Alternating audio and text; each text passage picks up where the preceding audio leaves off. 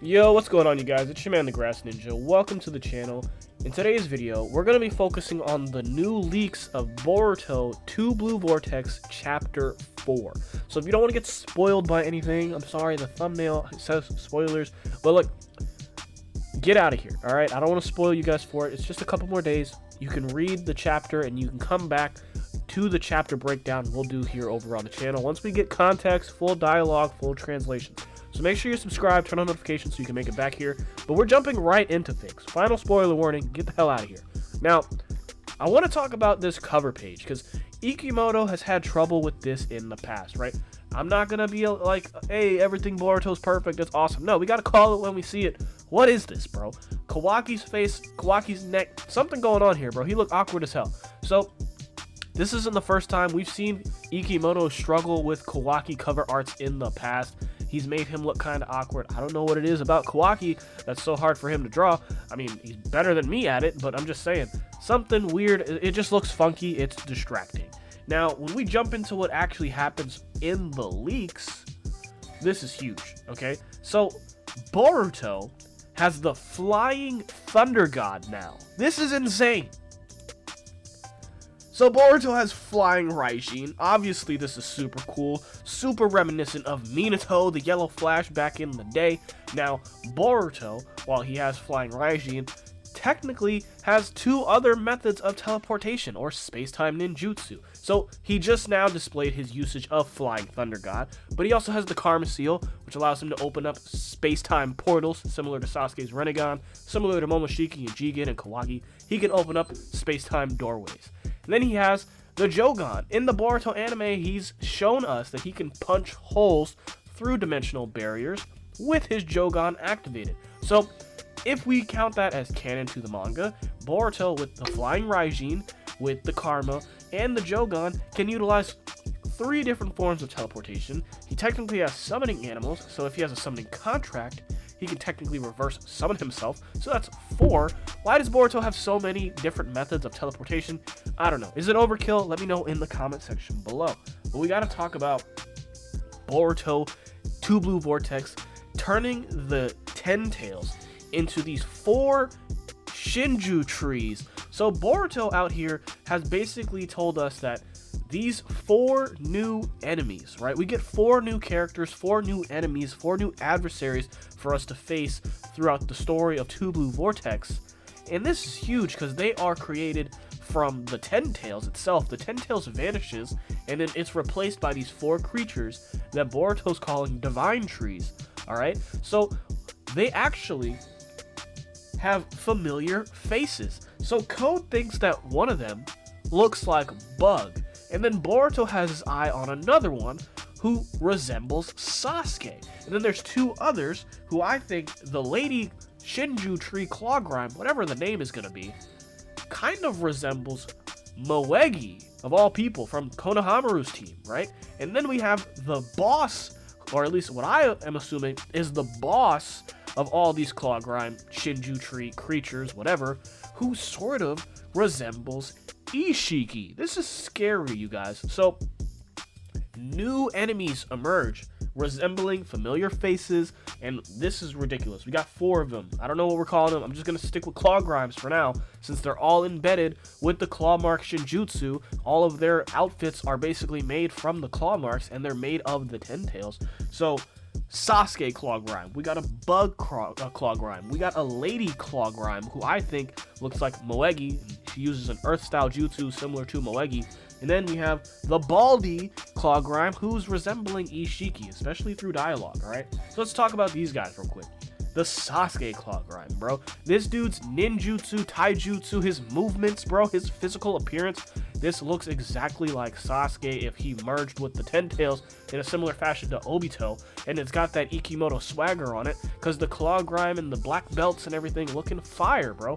So he's got a cloak and a hood, and the hood cuts off to resemble Sasuke's hair. They've got Rinnegan. They can talk. right? This dude morphs his arm into a sword, and he looks exactly like Sasuke does when he swings the sword, except now he's got 2 arms, uses a lightning jutsu that looks like Chidori in order to clash with Boruto's new Rasengan, the Uzuhiko. So Boruto's brand new Rasengan, right, smacks into the claw grind Sasuke Chidori, and they cancel out. This is huge, bro. And he actually pops out of one of the claw marks that he makes, so these things can teleport around, and they're just as slippery as code. Not to mention they can fly, have freaking Rinnegan in both eyes. And then we have the bug claw grind, who's out here creating like crocodile claw limbs with his hands, pins Boruto down to a wall, forcing him to use flying Raijin to retreat.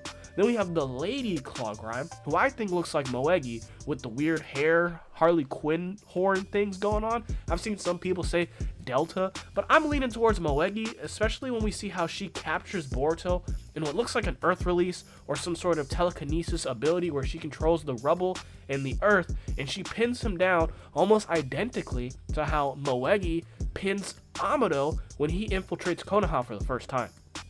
And then there's the big bad who looks like the boss of these dudes, the final boss, Baldy Claw Grime, who kind of resembles Ishiki, especially how Ikimoto decides to draw him floating above Boruto, showing him from the backside. We get to see his cloak has a little spot, he's rocking the tomos on his belly, and from the back, that black hair piece, whatever it is, definitely follows the similar pattern to Ishiki's horn. So physically and through the artwork and imagery, he looks like Ishiki, almost, right? And then he talks about how you can't escape your destiny. This is a very similar track to what Ishiki was always preaching, predestination, talking to Kashin Koji like he was fated to die the way Jiraiya died, used as a tool, pinned down on your back. You know what I'm saying? So is it possible that Code's claw marks integrating with the Ten Tails, his blood is a part of the claw marks, right? And his body houses the white karma seal, which has Ishiki's power. Maybe there's a conduit being used in that regard, and this is some sort of Ishiki-like vessel. These things talk about how they've developed curiosity, they have a thirst for knowledge, they've acquired ego, right? So while they retain their instinct to eat and feast on an Otsutsuki, right now, that instinct is being surpassed by the thirst for knowledge, this curiosity that they've now developed. So they're all exploring these new personality traits that they haven't had before. This is like the Super Claw Grime Kawaki encountered times 1,000, okay? Times infinity right now. This is ridiculous. So these guys have Rinnegan in both eyes. They're talking in coherent sentences, and they can fly, weaponize the claw marks. They can probably pass through each other in conjunction. Like, Boruto tried to face all 4 of these guys by himself. This is ridiculous. Now, I mentioned Kashin Koji. Kashin Koji is back. This is huge. So not only is Kashin Koji back, but he's actually talking to Boruto through the toads. So in chapter 3, when we hear that we have a lock on the Ten Tails, we have eyes on the Ten Tails from the toad, it's actually like a walkie-talkie system. So similar to how Orochimaru and Mitsuki would talk to each other through the snakes, right? Kashin Koji and Boruto are communicating through the toads. This is huge. So they're using him as some radio relay, and Kashin Koji is now aiding Boruto because Sasuke is trapped in a tree, bro. So Sasuke is alive, but he's sealed in one of these trees, which means he got bit by a claw grime, similar to Bug and the other guy. Now, here's the thing.